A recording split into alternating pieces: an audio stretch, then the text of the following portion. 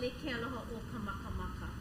O ka ela kaliko e lili ana I ka kolo malia mai la o tuahine I ka wauna hele. Helele I ka ua mai ka leva, ka hela I ke taweli. Luana ka maka o I ke kupu kupu, e ho o halau ia mai ne no. Aloha and good morning, everyone. This particular oli is Kahanu o ke ola. And this oli speaks of life, the breath of life that flows through the waters and through each and every one of us in this room today. A great love that is shared between each other. And as we gather today to celebrate and honor where we have come and the service that we are able to provide to the people of Hawaii, there is no greater way to begin than we start with love. That special gift that we extend to each other. Mahalo.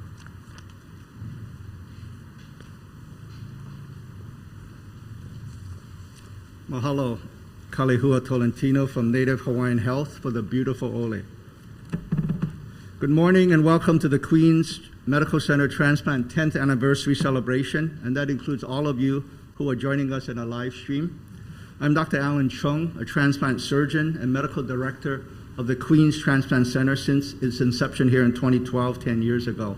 I'll be your MC for today. I was told to take my mask off here, sorry. Habit. The mission of the Queens Transplant Center is to improve the lives of the people of Hawaii and the Pacific through organ transplantation.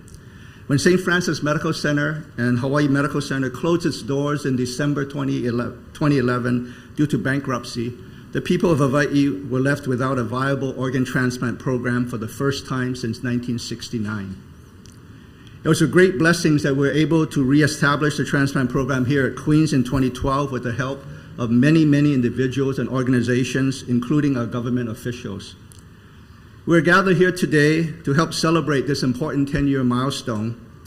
In addition, we would like to encourage people to register for organ and tissue donation, since without donors, there can be no life-saving transplants.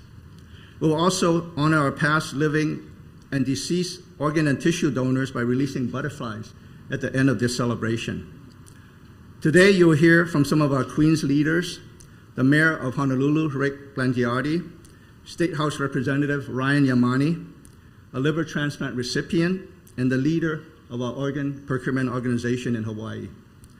We will be releasing butterflies in honor of all donors, and of course, there can be no celebration in Hawaii without food. So we will be able to enjoy this delicious takeout lunch at the end of the program. Now imagine, if you will, a Hawaii without transplantation. What if there was no Queens Transplant Center for the past 10 years? Well, that would mean 667 lives that would not have been saved by organ transplant. 667 lives, that's a lot of lives saved. So let us all be grateful and start our celebration. Our first speaker I'd like to introduce is Jill Hogarth Green, who really needs no introduction. She's the Queens Health System President and CEO. Jill.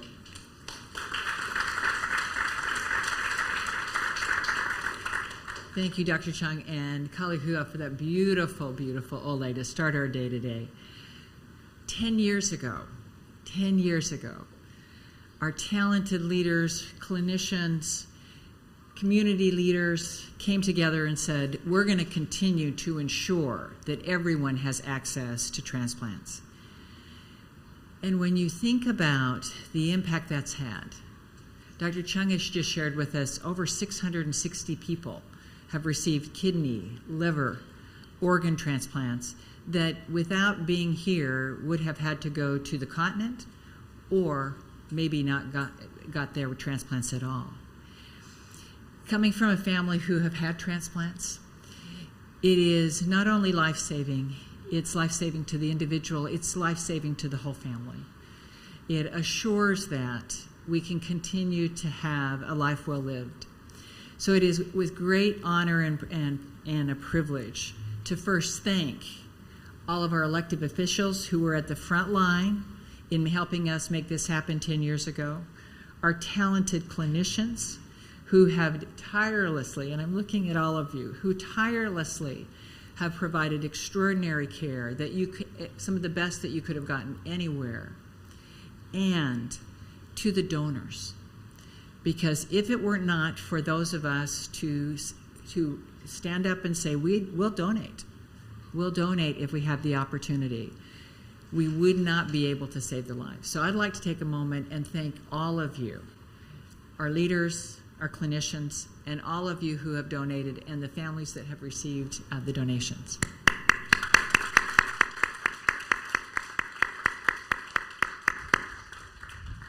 It's a privilege here at Queens to continue that legacy of transplants.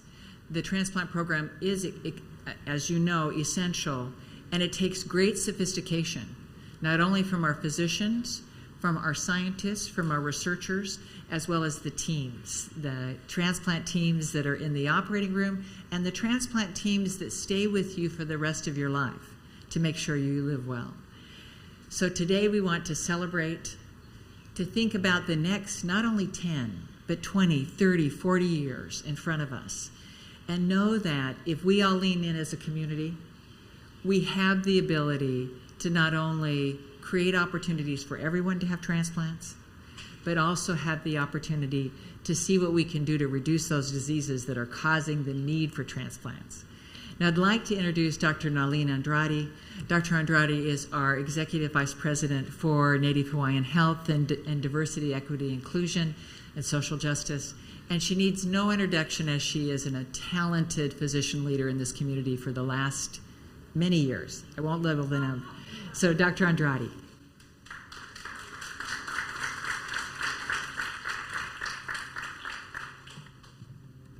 Aloha, aloha nui kākou.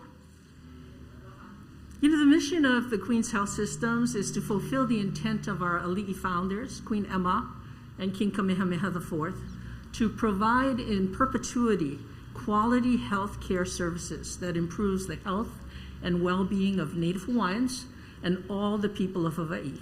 Now, when the cornerstone of this hospital was laid in 1859, King Kamehameha IV was 24 years old, and Queen Emma was 23.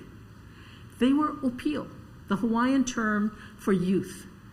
They who had just began to cross the threshold into the makua, or parent generation, after having their son, Kahaku o Hawaii, the Prince of Hawaii, Prince Albert, a year before, in May 20th, 1858. Now, with the energy and determination of youth, strengthened by the intensity of parents who envisioned their son, Prince Albert, along with the surviving only 10% of Kanaka O'iwi, 90% of the Hawaiian population had already died from infectious diseases. They decided to come here to this place called Manamana and to create a vahipana, a storied place, a sacred place of healing, cutting-edge technology, diagnostic capabilities, and clinical interventions that would cure illness. And where a cure was not yet possible, to extend life immersed in environments that nurtured wellness and well-being. They envisioned this aina, this campus named Manamana, which means great spiritual and healing power, to be the pico, the central umbilicus through which their future hospitals and all the campuses therein would be nurtured and become the means through which their lahui, their people, and their nation would go beyond survival to thrive and sustain social justice in their homeland. Since its inception, the Queen's Transplant Program upholds the youthful enthusiasm and intensity of our ali'i founders here at Manamana campus and throughout Hawaii and throughout the Pacific on this humble place on Punchbowl Street. The reach is tremendous. The work of Drs. Alan Chun and Dr. Linda Wong and their multidisciplinary teams give transplant recipients and their loved ones renewed life that frees them to live their lives more fully, no longer tethered to life-saving devices and mechanical machines. For our living donors, Your giving is an act of aloha that brings honor to you, your family, your ancestors, and the larger community that we live within. And to the loved ones of our deceased organ and tissue donors, the gift you and your loved ones give has a value beyond any earthly price. It brings new meaning to the circle of life itself. By your gifts, you stand with our ali'i founders to accept your kuleana and act with profound aloha, which is to accept the responsibility, the burden, and the privileged agency to choose to act with love without expectation of reciprocity. It is that kuleana and aloha that underpins the hope and expectations of our ali'i founders to inspire every person in Hawaii to be part of the life-giving organs and tissue donations that we have set up. It needs to be extended. It needs to be re-energized. It needs to be something that all of us decide together as a community is essential to give back, to give life to those who would otherwise be tied and tethered to a machine. So we thank you for all that you are. We thank the leaders. We thank all of you who are here, who are recipients, and those who have given so generously of yourselves and your loved ones. Aloha, aloha nui kākou.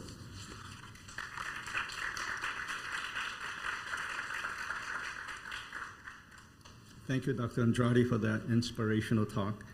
The next speaker needs no introduction, is the Mayor of Honolulu, Rick Blangiardi.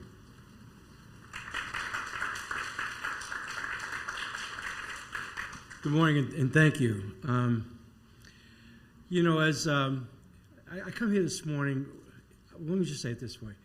As mayor, I have an opportunity to go to a lot of different occasions, and I go to them, based on the celebration, if you will, of the moment, with a certain feeling and attitude. And I just want to tell you that my being here this morning, I come to this place in this moment with an incredible sense of respect and reverence for the incredible work that goes on here, and especially in the work of transplants. I don't think, in my prior life, for many years in media, we did all kinds of news stories about recipients and donors, and any time and every time, it would always just touch your heart. It was so meaningful and so powerful. We even did documentaries on the subject. So it's congratulations on 10 years and what it represents, not only for Hawaii, but for the Pacific and the miraculous work. So with that, I get to read a proclamation. And so it says, whereas organ transplantation is one of the great advances in modern medicine, saving the lives of patients affected by terminal organ failure and providing improved quality of life. Whereas according to the Health Resources and Services Administration, an agency of the U.S. Department of Health and Human Services, there are 105,800 men, women, and children on the National Transplant waiting list. And another person is added to the transplant waiting list every 10 minutes. And 17 people die each day waiting for an organ transplant. Whereas strengthening public awareness of the urgent need for organ donors through education, legislative support, media attention, and partnerships with organizations dedicated to providing donation and transplant services is so important, because each organ donor can save the lives of multiple people. And whereas the Queens Transplant Center, the only organ transplant facility in Hawaii and the Pacific Basin, is dedicated to providing the highest quality of care to patients who require transplantation services. And whereas our aloha tradition of caring and compassion for others helps to increase the number of organ donors and life-saving transplants in Hawaii, and provides hope to those who are waiting for a life-saving transplant. And whereas the Queens Transplant Center is celebrating 10 years of life-saving transplantation services and continuing efforts to increase awareness in our community about the importance of organ donation, the impact on recipients, and how individuals can plan to donate. Now, therefore, I, Rick Blangiardi, Mayor of the City and County of Honolulu, do hereby proclaim November 15th, 2022, to be the Queens Transplant Center Day, to recognize the outstanding achievements of the Queens Transplant Center and the efforts and good work of teams and individuals who make successful transplantation possible, especially donors and their families. Mahalo, it's an honor to be here.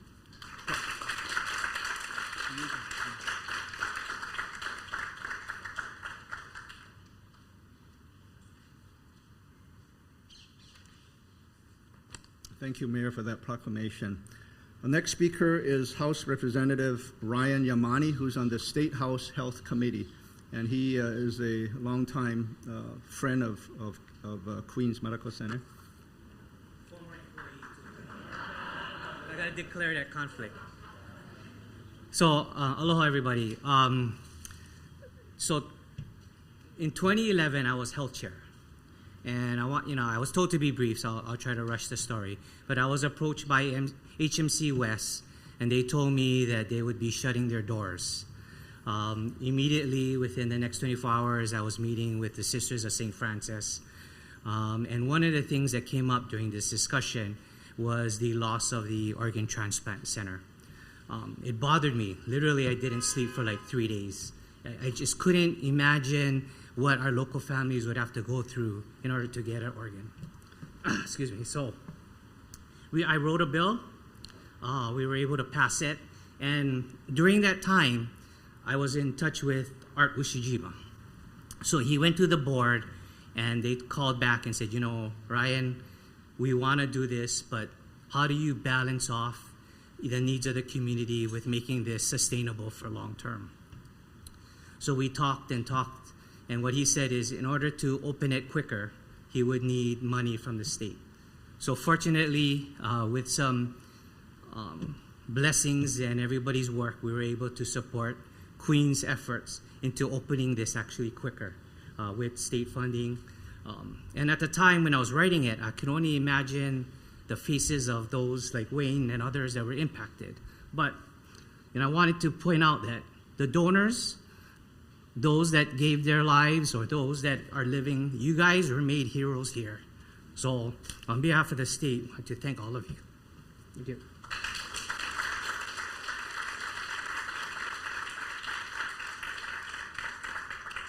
Thank you, Ryan. Next speaker is Dr. Whitney Lim, who's the Queens Health System Chief Physician Executive, a transplant surgeon, and also a colleague and friend. Whitney. Okay. I think it was mentioned that the transplant program came to Queens back in 2012. I want to share a few memories, 4 of them. St. Francis closed on December 16th on a Friday at 5 p.m. I've never gone through a closure of a hospital, and I hope I never will. But I'll share a few memories. The first is that this was 8 or 9 days before Christmas. People lost their jobs. Patients had to be transferred out of the hospital, and there were 400 people on the transplant wait list. That list basically evaporated. So if you were on the list and you were on it for 8 years and you're about to get a kidney, you're off that list. There was no list. Second memory, right after the closure, Dr. Linda Wong and the transplant coordinators took the charts of the patients, put them in the surgical associate's office, and continued to monitor them and made sure that once the program reopened, the records would be maintained and there would be continuity of care. There were at least 2 patients who were waiting for a liver transplant in Hawaii, and Linda made sure before our program opened here at Queens that they got transplanted on the mainland. With the help of the coordinators, some of them are still here. At the same time, they worked on the UNOS application. That's a lot of paperwork, lots of it. And she managed to do her first liver transplant here around President's Day, so about 6-8 weeks later. That was back in 2012. Third memory, the board, Queen's board. I think Dr. Andrade had just rotated off as the board chair, but they were supportive. And they said that fourth floor of the POB3, the transplant coordinators, the nurses can go up there. Surgical associates, you have an office up there. And we hired the nurses. And then the last memory is what Ryan mentioned. The state, with the advocacy of the Kidney Foundation, I don't know if Glenn's here, gave us funding, and I want to say it was close to $2 million to kickstart it. I had to make sure Dr. Chung didn't misspend it, but it was good. I did my job. Yeah. Anyway, at the moment, we have a transplant program for kidneys, for liver. The numbers have been shared with you.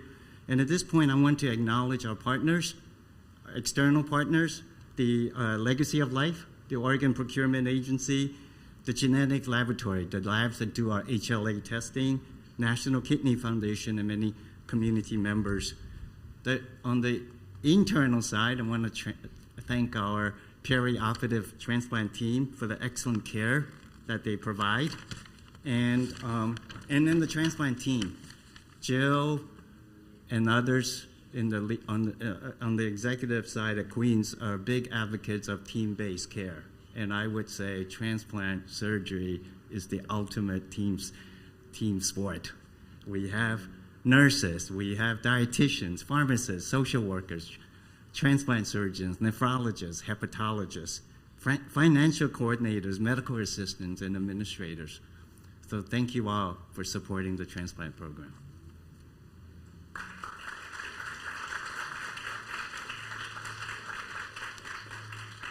Thank you, Dr. Lim. Our next speaker is Dr. Linda Wong, who is a director of liver transplants here and a transplant surgeon, also a colleague and friend. Dr. Wong.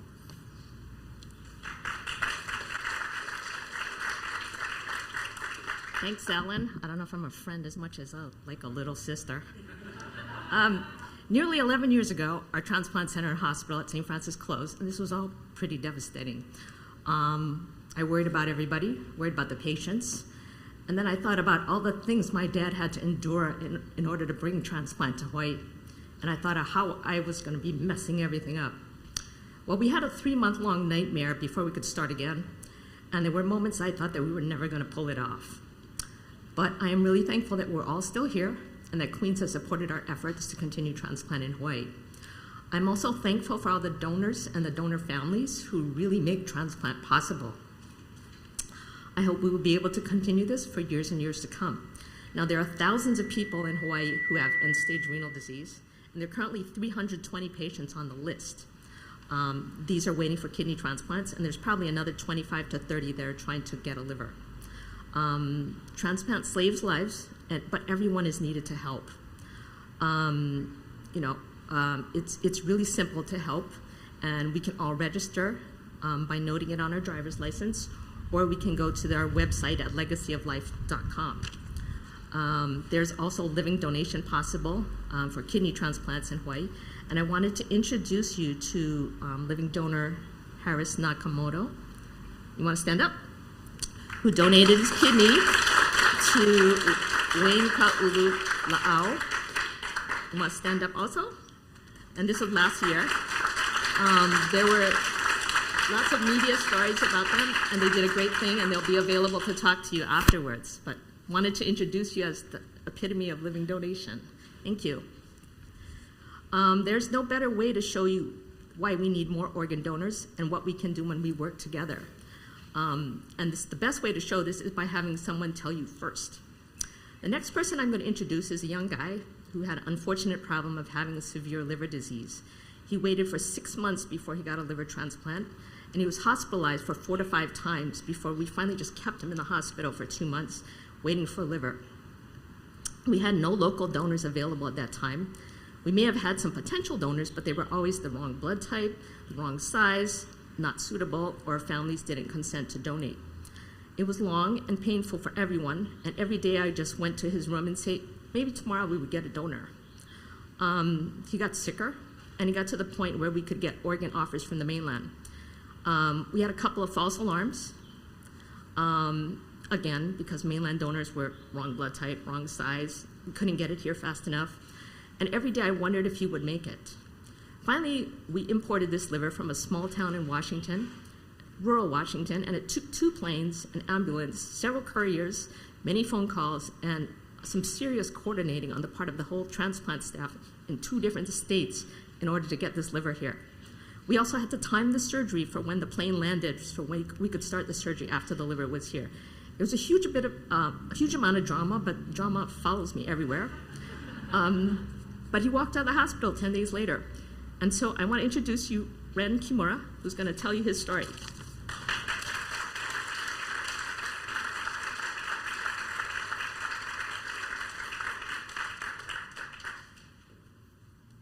Hello.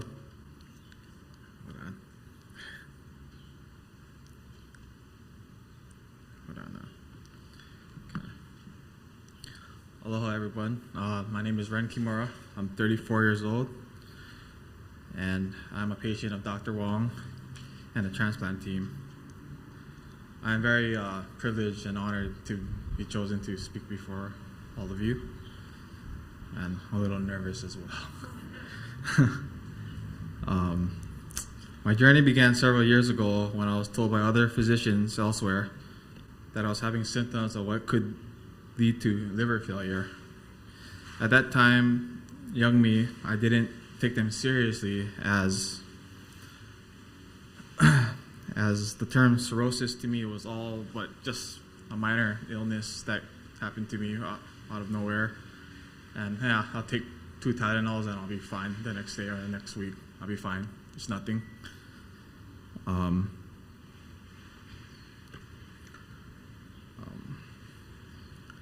But not knowing how serious and the potential of a downfall that I was about to embrace.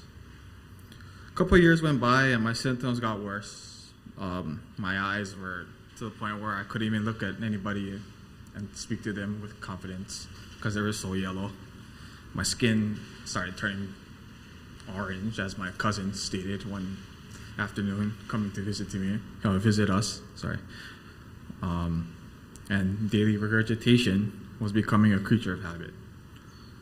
But long story short, though, I've had the ambulance come to my house multiple times. I mean, it's a couple times it was me not even being conscious because I got so sick where I couldn't even. I was so weak to the point where I couldn't even gather myself to make it to the bathroom, which is a few feet away. And being at like 32 years old, then it's like nobody at that age should be that sick or have gotten to that point. After years of getting worse and worse every month, I finally got to a point where I needed help.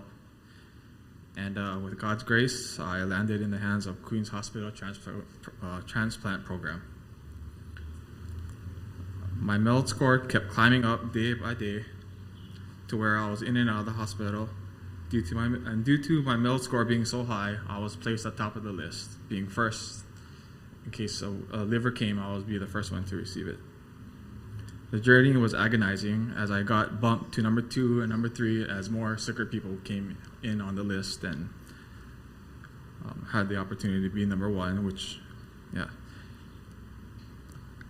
And a lot for me, like Dr. Wong said, I had a couple offers as far as livers, but due to unforeseen circumstances, it never went through. Like you said, the blood type was wrong. The liver actually turned out not being as healthy as it was looking as at the time.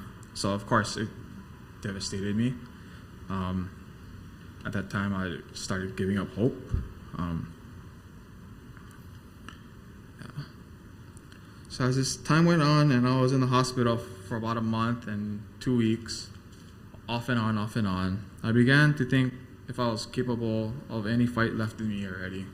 This was at the ending part when I was hospitalized for 2 months. I was in there and I basically just I kind of gave up.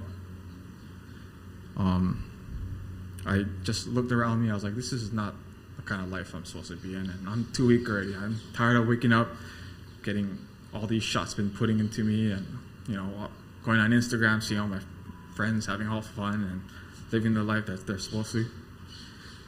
One's supposed to at age 35.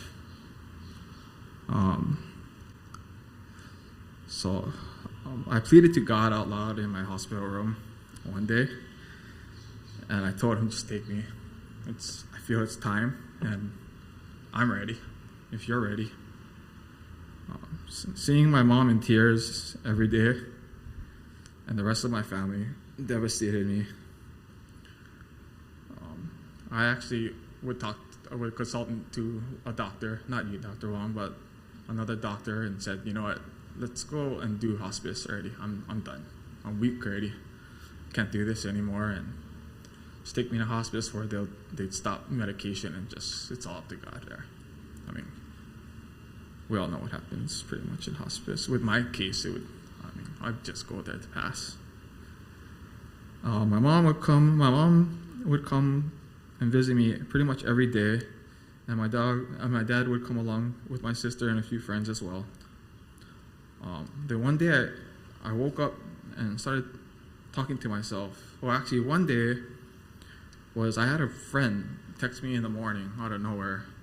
She said, in quote, "You don't give up, Ren. This isn't you. You're a fighter. You've always been a fighter in everything you do. You don't lose, Ren. You never do. You never have. You're too stubborn. So toughen up and let's do this." And I told myself, yeah, who are you, man? Who are you just giving up on everybody that loves you? And who are you for just giving up and just saying, oh, thanks for the prayers, but I'm done. Like, who do you think I am? And it was an early morning, I remember that happening, and I toughened up and just said, I got to do this for my family. My family's not crying and going through all of this that I put them through over the past how many years for nothing. I was like, so it finally clicked for me eventually, and it was an early morning where I remember Dr. Wong coming into my room, as she did every single morning, and she told me she's got one. She's got a liver for me. I was told that before too, so it didn't excite me as much as the previous times did. So I never wanted to, get overhyped and get let down. Not, let down meaning like get my hopes up, and just it never happened due to circumstances. Then an hour came, and then an hour passed where she said, or the day after, or a few days after, and an hour passed after she said it landed. I was getting ready and set to go into the operating room. I couldn't believe what was happening. Everything was bright. I was cold as ice. I barely could get up into those beds to get into the surgery operation room, and I was just like, is this happening? Like, looking around, and I'm just I'm scared too. I'm very scared. I mean, anything could have happened, I just remember me constantly telling the anesthesiologist, you better make sure you put me out because I'm a light sleeper. And I kept telling her, I was like, no, seriously, I'm a light sleeper, and anything I feel, I will wake up. So you need to inject me with some of that juice in me, extra juice in me. I believe that God placed angels all around me throughout this. Angels in the form of doctors, nurses, janitors, food delivery, and even certain patients I shared rooms with. Everyone played huge roles in providing me my wings when I was too weak to stand on my own, physically and emotionally.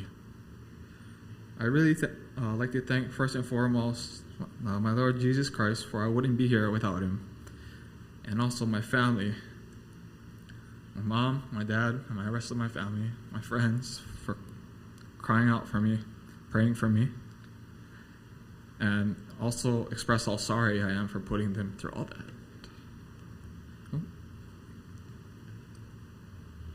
The care that I've gotten from the very beginning to present is unbelievably remarkable. These professionals go about their jobs with so much love and care. Every little detail, always calling you to make sure that, and treating you as if they're your own family, their own family. From the bottom of my heart as well, on behalf of my family, thank you. We are truly grateful to everyone in this journey that had to go through this with me.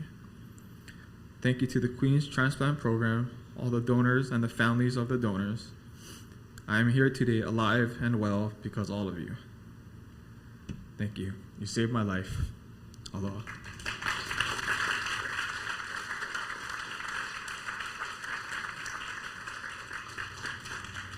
Thank you, Dr. Wong, and thank you, Rain, for that really heartfelt story that you're sharing with us. And at age 32, you really should not have gone through all that, but it's a miracle that you're here, and really demonstrates the miracle of liver transplantation and the importance of organ donation for our community, for our patients. So thank you again. Let's give him another round of applause.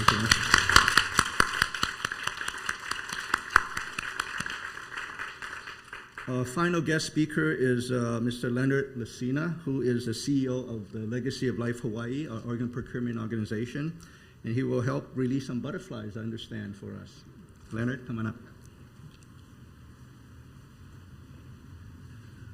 Aloha, and thank you so much, Ren. You are our why. You're the reason that after endless hours and all that goes into the kind of work we do, we save lives collectively with our partners. So I'd like to first acknowledge the heroic donors and their families for the decision that they made to give the gift of life. So many of our friends and family are waiting for that gift, and it's only possible when someone says yes to donation.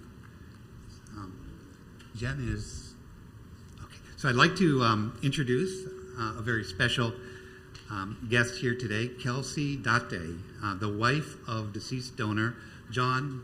Oh, she's not. Okay. Oh, okay. Sorry about that, Jen. Thank you anyway.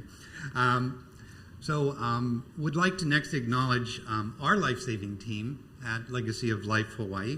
Felicia Wells-Williams, our clinical director, is currently working on a case as we speak to try to save a life. We do our work in very close partnership with donor hospitals and with transplant centers, of which Queens is our major partner. We work together to create hope out of tragedy, to save lives. Our work is both extremely fulfilling and incredibly challenging. For the work that we do to educate the public, to check the box, to say yes to donation, to honor our and support the heroic donors and their grieving families, this work is often symbolized by a butterfly. A butterfly represents change, new life, and hope. A butterfly is proof that you can go through a great deal of darkness, yet become something very beautiful. That when life seems to be over for the caterpillar, that it is born to new life. I would like to ask that our Ren, his family, and the transplant doctors come to the front and near the podium to assist us with our butterfly release.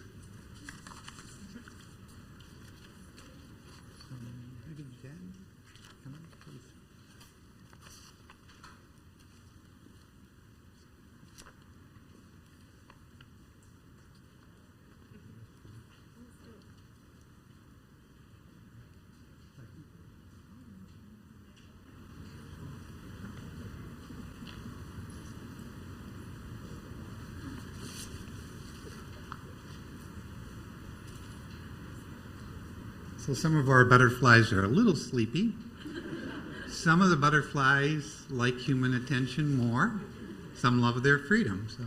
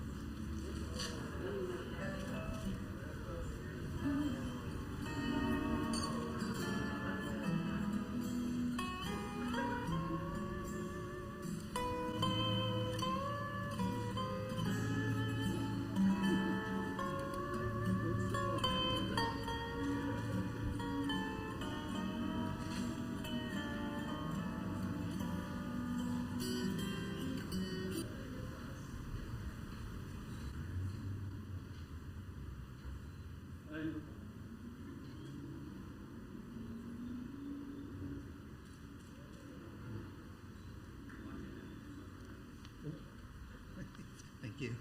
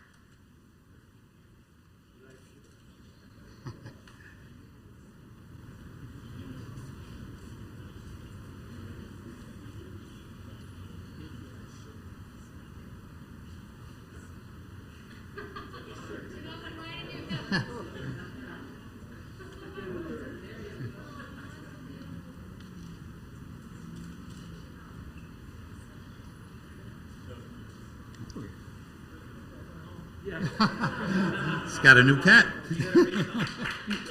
Excellent. I think the first one is in the cafeteria, checking out the specials. So thank you. With like to return the podium to Dr. Chung. Thank you, Leonard.